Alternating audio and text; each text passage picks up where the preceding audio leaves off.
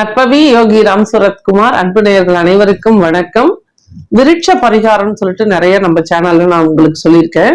இதுல அரச மரத்தடியில 6 விளக்குகள் ஏத்தணும். இந்த 6 விளக்குலயே கடுகு எண்ணெய்ன்னு கேட்டுட்டு நாட்டு மருந்து கடைகள்ல கடுகு எண்ணெய்ன்னு கேட்டீங்கன்னா அந்த எண்ணெய் கொடுப்பாங்க.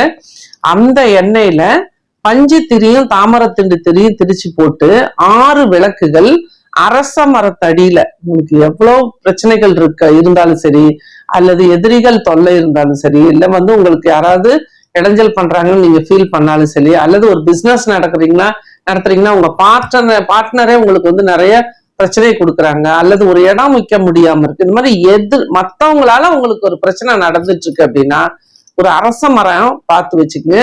அரச மரத்தடியில மாலை நேரத்துல 6 கடுகெண்ணெய் தீபம் தாமரத்தண்டு திரியோட பஞ்சு திரி போட்டு தீபம் ஏற்றி 2 வெற்றிலை 3 பாக்கு 2 வாழைப்பழம் வச்சு பிரார்த்தனை பண்ணிட்டு வச்ச பொருளெல்லாம் அப்படியே விட்டுட்டு வந்துருங்க. அங்க கிளிகளோ அல்லது குருவிகளோ எடுத்து சாப்பிட்டோம். இது ஒரு பெரிய ஒரு ரிசல்ட் உங்களுக்கு நிச்சயமா கொடுக்கும். இதெல்லாம் நம்பிக்கையோட செய்யக்கூடிய தாந்திரிக பரிகாரங்கள். இதை நிச்சயமா செய்யுங்க. உங்களுக்கு நல்ல ஒரு மனசுல மாற்றம், தொழில் முன்னேற்றம், வீட்டுல மகிழ்ச்சி எல்லாமே கிடைக்கும். அரச மரத்தை வழிபடும் போது நிறைய மாற்றம் நமக்கு கிடைக்கும். நம்பிக்கையோட செய்யுங்க. நற்பவி. நன்றி.